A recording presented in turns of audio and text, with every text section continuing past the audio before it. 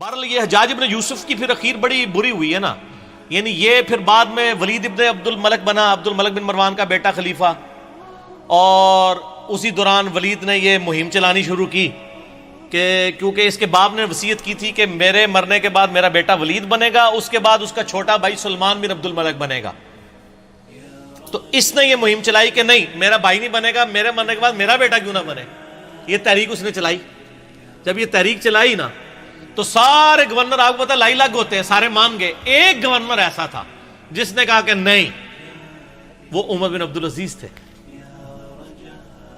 مدینہ شریف کے گورنر عمر بن عبد العزیز رحمہ اللہ تعالی. وہ بہنوئی بھی تھے اس کے ولید کے.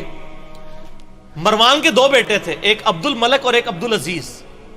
عبد العزیز کا بیٹا عمر بن عبد العزیز ہے، یہ بھی مروان کی اولاد ہے. لیکن دیکھ لیں، اور اسی لیے ہم کہتے ہیں نا آل امیہ میں عمر بن عبد العزیز. مولانا طارق جمیل صاحب کو میں کہتا ہوں نا آل امیہ میں عمر بن عبد العزیز. ٹھیک ہے، آپ سمجھ آئی کیوں کہتے ہیں. تو عمر بن عبد العزیز نے مخالفت کر دی. انہوں نے کہا نہ. اب وہ کیا ہوا کہ اس نے پکڑ کے عمر بن عبد العزیز کو قید میں ڈال دیا. چونکہ عمر بن عبد العزیز جو ہے نا وہ بڑے محبوب گورنر تھے اپنے علاقے کے، تو بڑی شورش برپا ہو گئی. اسی دوران ولید بن عبد الملک اچانک مر گیا،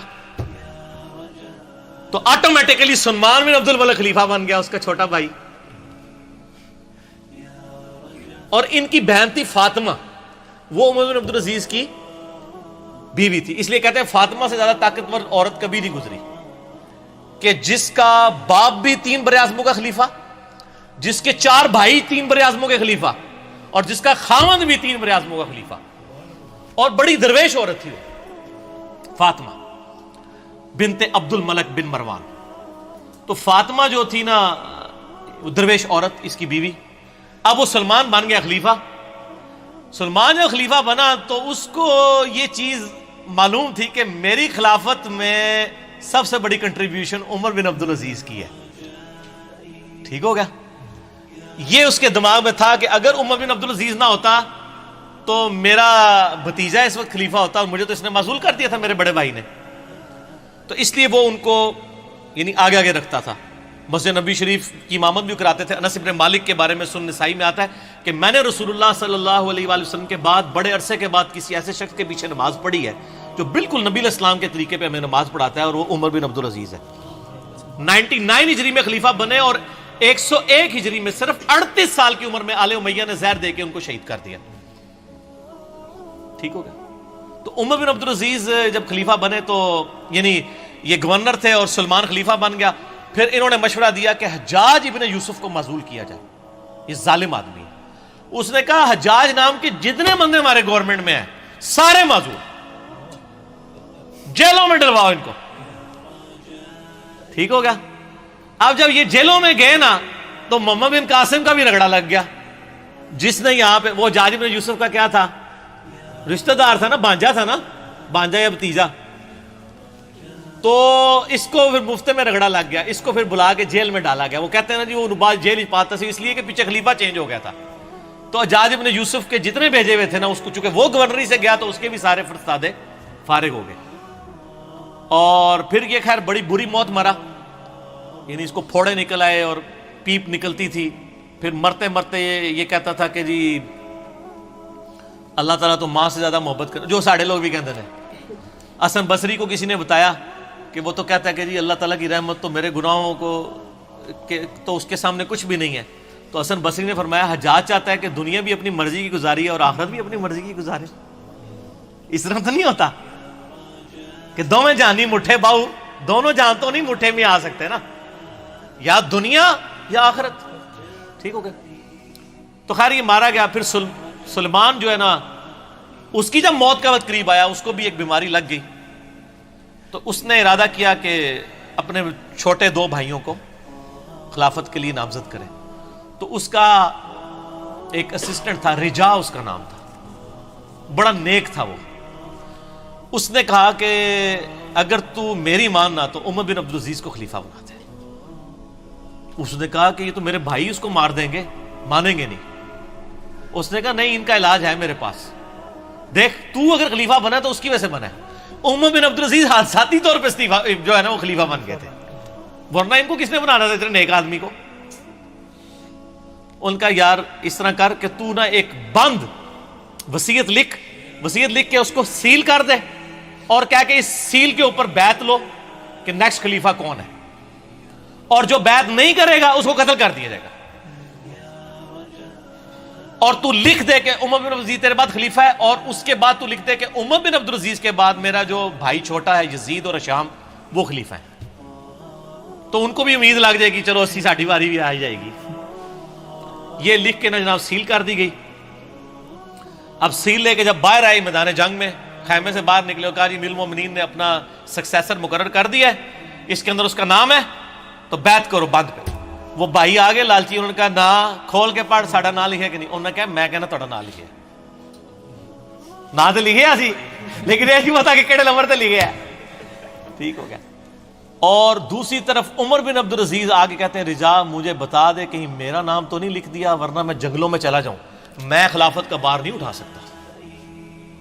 ٹھیک ہو، یہ آپ اپروچ کا فرق دیکھ لیں۔ تو رجا کہتا ہے میں نے زندگی میں ایک ہی جھوٹ بولا ہے، نہ اس سے پہلے نہ اس کے بعد، وہ یہ تھا کہ میں نے کہا عمر تیرا نام نہیں ہے بیچ میں، کیونکہ مجھے خطرہ تھا کہ یہ چھوڑ دیں گے اور مسلمان ایسے حکمران سے محروم نہ ہو جائیں۔ کہتے ہیں جب وصیت کھولی گئی، جب پڑھ کے سنائی گئی عمر بن عبدالعزیز، تو عمر بن عبدالعزیز جو ہے وہ بے ہوش ہو کے گر پڑے۔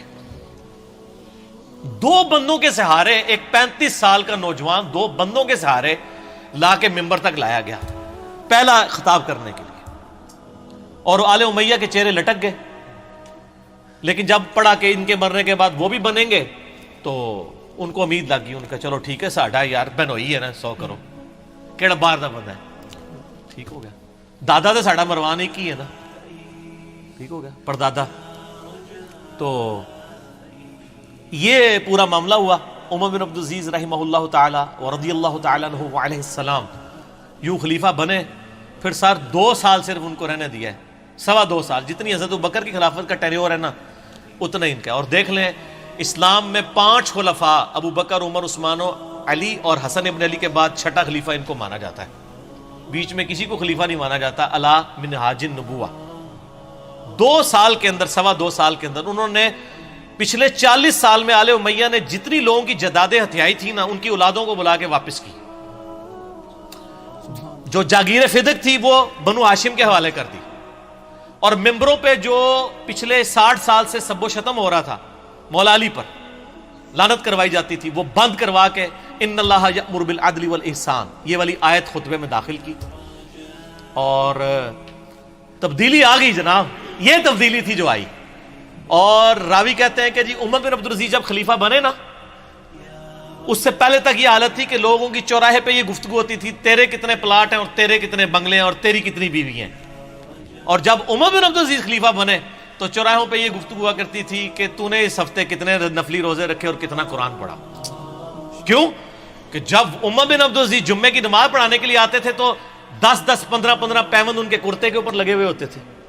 تو لوگ کہتے تھے کہ یار یہ 3 براعظموں کا حکمران اگر اس حال میں رہ رہا ہے تو سر ہم کیا۔ میں یہی کہتا ہوں کہ آج اگر عمران خان صاحب پرائم منسٹر خود خطبہ دے رہے ہوں شاہ فیصل مسجد کے اندر سادہ سے شلوار قمیض کے اندر، تو شلوار قمیض خود بخود ہی فیشن بن جائے گا۔ ویسے وہ پہنتے شلوار قمیض ہی، مجھے بڑی خوشی ہوئی چائنا میں بھی اس نے شلوار قمیض پہنی ہوئی ہے، تو خود بخود کی فیشن بن جائے گا، اتنی تبدیلی آئے گی۔